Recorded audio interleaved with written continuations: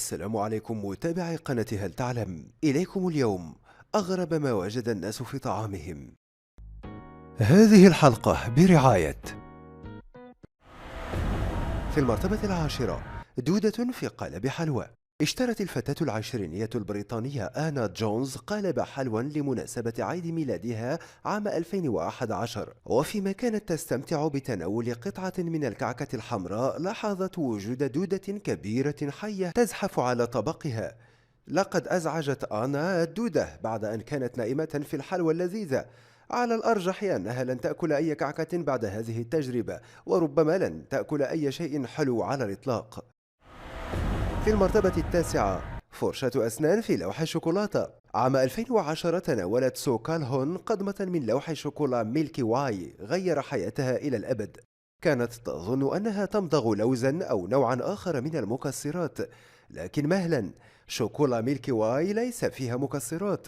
لم يكن الشيء الذي لمس أسنانها أي نوع من ذلك، بل كان فرشاة أسنان. يبدو أن أحد العاملين في مصنع ميلكي واي أراد تنظيف أسنانه بعد أن علق بها كثير من الشوكولاتة، ثم وضع الفرشاة بعد استعمالها في آلة التغليف عن طريق الخطأ. لم تتردد كالهون في إبلاغ شركة مارس المنتجة لميلكي واي بالحادثة غير الصحية، لكنها فوجئت بأنهم لم يقدموا لها سوى اعتذار وقسيمة لشراء لوح ميلكي واي بديل. في المرتبة الثامنة، شفرة حادة في مثلجات. كلنا نحب المثلجات والأطفال يعشقونها، لكن فتاة تدعى ستيفاني كرينجز من تكساس تغيرت نظرتها لتلك الحلوى المثلجة الشهية بعد أن اشترت علبة مثلجات ووجدت بداخله ما لا يخطر على بال. تبين لها أن المثلجات وزبدة الفول السوداني التي اشترتها تحتوي على أكثر من مجرد الشوكولا وزبدة فول سوداني، إذ كان فيها شفرة حادة. أعادت ستيفاني علبة المثلجات فورا وطلبت باستعادة ثمنها، لكنها لم تسترد مالها كما أرادت، ولم تحصل سوى على اعتذار عادي من كبير موظف المتجر. لحسن حظها أن لسانها لم يتأذى. في المرتبة السابعة، مسامير في طبق معكرونة. تخيل أنه يوم زفافك وأنت تستمتع بأول وجبة لك مع زوجك، وفجأة يحدث ما يعكر صفو الاحتفال.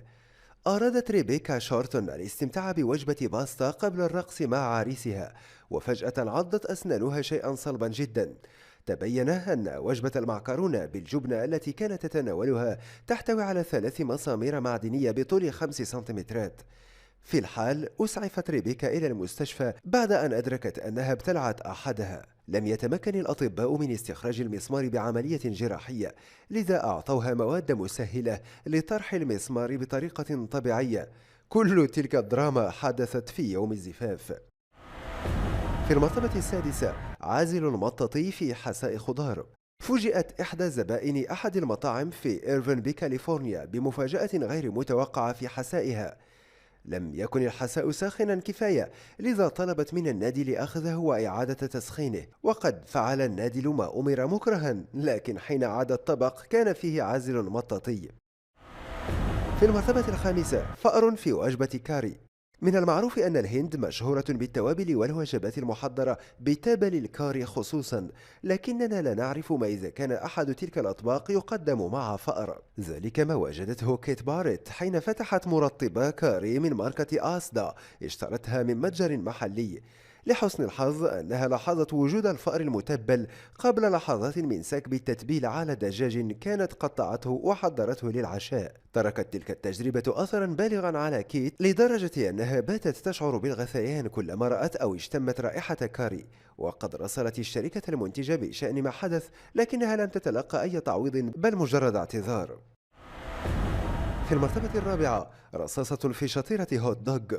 تناول شطيرة أثناء متابعة المباريات الرياضية يزيد المشاهدة متعة، وفي النهاية هي مجرد شطيرة، لا شيء يدعو للقلق. هذا كان رأي أوليفيا تشينز أيضا حين اشترت شطيرة هوت دوغ، لكنها اكتشفت أنها تحتوي على رصاصة.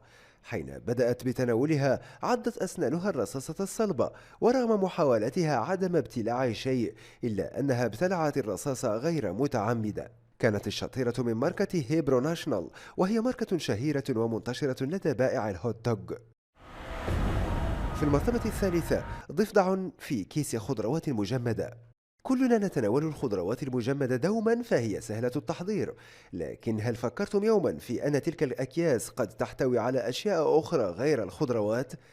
عائلة هوفمان من ميشيغان كانت تحضر العشاء كالمعتاد حين وجدوا ضفدعا مجمدا في كيس الخضروات. كانوا متيقظين لخطورة تناول الخضروات بعدما وجدوه معها، لذا اتصلوا بالسلطات الصحية المحلية. الشركة المحضرة لتلك الخضروات المجمدة استغرقت أكثر من أسبوع لسحب تلك الدفعة من المتاجر، وهو ما يعني أن بعض العائلات ربما تناولت ضفادع من الخضروات دون أن ينتبهوا لذلك. في المرتبة الثانية، جرذ في سلطة خضروات.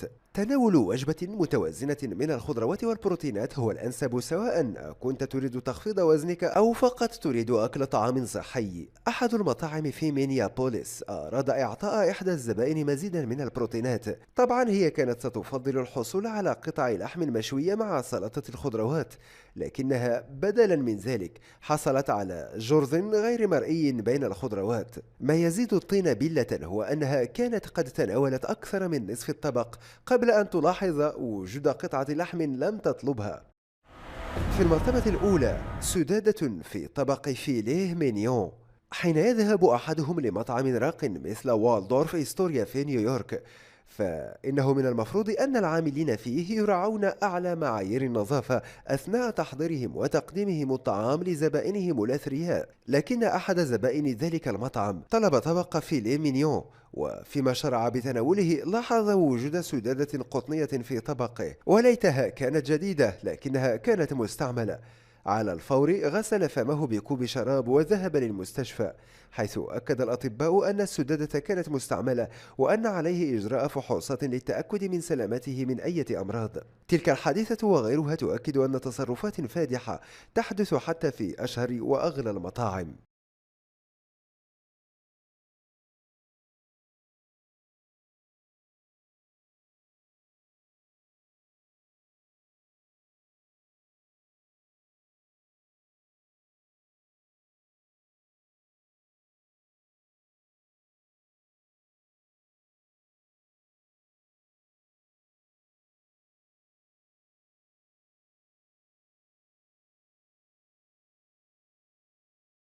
إن أعجبك الفيديو لا تنسى الإعجاب والاشتراك في القناة. جميع الحقوق محفوظة لدى قناة هل تعلم. إلى متابعي قناة هل تعلم، السلام عليكم. أحمل لكم اليوم نبأ سارا، فمن الآن وصاعدا سنتوقف عن إعادة رفع المقاطع التي سبق نشرها في القناة السابقة، وسنقدم لكم فقط كل ما هو جديد وحصري من المقاطع الجديدة والمفيدة المنتقاة بعناية والمتميزة بمحتواها وتقديمها عبر هذه القناة، قناة اكتشف. وللراغبين في مشاهدة الحلقات السابقة التي لم ننشرها بعد في هذه القناة، فيمكنهم مشاهدتها على القناة الاحتياطية على الرابط المكتوب في الوصف أسفل هذا الفيديو. أما هذه القناة فسنعرض فيها فقط المقاطع الحديثة التي تنشر لأول مرة على قناتكم قناة هل تعلم. نتمنى أن تقضوا برفقتنا أوقاتا ممتعة ومفيدة، ونعدكم أن نبذل كل جهدنا لنقدم لكم كل جديد ومفيد من الحقائق والمعلومات من مختلف المجالات والاهتمامات. دمتم بود ومحبة، والسلام عليكم ورحمة الله وبركاته.